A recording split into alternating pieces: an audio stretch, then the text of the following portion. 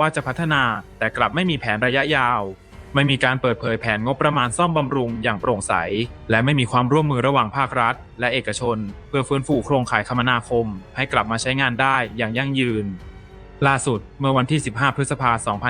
2025 ที่ผ่านมาเสียงเตือนจากสื่อสังคมออนไลน์ถึงผู้ใช้รถใช้ทางหลวงหมายเลข 13 เขตภูคูนให้เพิ่มความระมัดระวังในการสัญจรบนถนนที่แทบจะไม่สามารถเรียกได้ว่าเป็นถนนแล้วนั้นไม่ได้เพียงแต่สะท้อนถึงอันตรายเฉพาะหน้า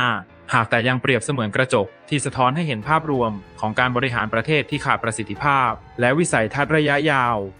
เส้นทางที่ควรจะเป็นช่องทางเชื่อมโยงความหวังทางเศรษฐกิจกลับกลายเป็นสัญลักษณ์ของความล้มเหลวและความเฉื่อยชาทางนโยบายมันไม่ใช่แค่เรื่องของพื้นถนนที่ผุพังเป็นหลุมลึกแต่มันคือน้ำหนักของการเพิกเฉยที่ถ่วงอนาคตของทั้งประเทศหากรัฐบาลยังคงมองปัญหานี้เป็นเพียงเรื่องปลีกย่อยของท้องถิ่นโดยไม่ตระหนักว่าเส้นทางคือโครงสร้างพื้นฐานเบื้องต้นที่สุดของการพัฒนาไม่เพียงแต่นักลงทุนจะลังเลในการเข้ามาประชาชนเราเองก็อาจเริ่มหมดศรัทธาต่อคำสัญญาในการพัฒนาที่ได้ยินมาตลอดหลายทศวรรษการพัฒนาเส้นทางไม่ใช่แค่เรื่องของการอำนวยความสะดวกในการเดินทางแต่มันคือเครื่องมือสำคัญในการเปิดประตูโอกาสทางเศรษฐกิจการเชื่อมโยงการค้าการท่องเที่ยวการกระจายสินค้าเกษตรการเข้าถึงบริการทางการแพทย์และการศึกษาและการดึงดูดการลงทุนจากต่างประเทศ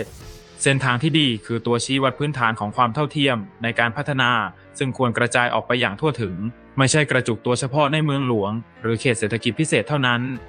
หากรัฐบาลยังเพิกเฉยต่อเสียงสะท้อนของประชาชนและยังมองโครงสร้างพื้นฐานเป็นเพียงภาระค่าใช้จ่ายไม่ใช่เครื่องมือแห่งการลงทุนเพื่อปลดล็อกอนาคตถนนลาวจะไม่ใช่แค่หลุมโคลนธรรมดาอีกต่อไป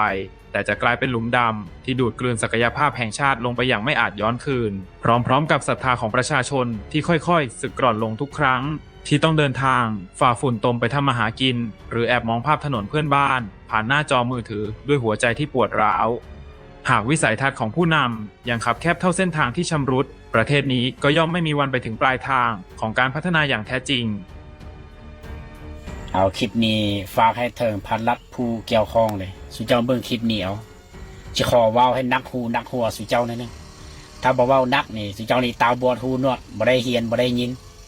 ให้สุเจ้าฮู้ว่าอันบ่อนนี่มันรถปีนคันนึงเลยเด้อปีนคันนึงเขาเจ้ายกไปแล้วสุเจ้าสิท่าให้ปีนคันที่2หรือว่าคันที่3สุเจ้าจึงมาแก้ไขแต่ผู้คุณหาเสียเงินมีหลายคุมที่ว่าดึก 3L นี่นะ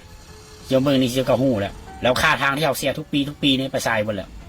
คือบ่มาแก้ไขทั้งแต่ละเทื่อที่เขาไปนี่คุมนี่มีแต่เสี่ยงตายกับเสี่ยงปีนมีแต่2ทางนี่เขาว่าเขาไกลแล้วรถบ่ปีนบ่ตายแล้วเขาจังดีใจสร้างเส้นทางเบตงที่ได้มาตรฐานให้สำเร็จหมดซะอันนี้อายบ้านอายเมืองก็จะว่าลายประเทศมาประเทศลาวพายังกีต้มตั้งคุมอันนี้มูว่ามาตลอดต่างประเทศมาเห็นเขาก็ไปลงคันเขาลง TikTok แล้วมันว่าพิษอันนี้เขาคนเบิ่งคืนโดยเฉพาะเนี่ยนกกระยางว่าเมืองวังเวียงทั่วโลกไผกระหู้บ่เชื่อไปเบิ่งคุ้มห้องก็ยังหอมซอยยังบ่เป็นนั่นจังหน่อยวิวทรัพย์ธรรมชาติเป็นแรงไงครับนี่คันเทศจริงสร้างแค่นี้เห็นบุรีมาซินได้เงินหลายบางเวียงไผก็ไปไผก็ทั่วโลกก็ไปแล้วเขาก็จมมันเดียวนะกินอาหารก็บ่เสียบโรตีก็บ่เสียบเขาควรจะกำหนดซะตัวนี้เส้นทางนี่ตัดสินใจซะเอาเงินเกินแพงของแต่ละแข่งอนุมัติให้เจ้าเฮ็ดเส้นทางซะอันนี้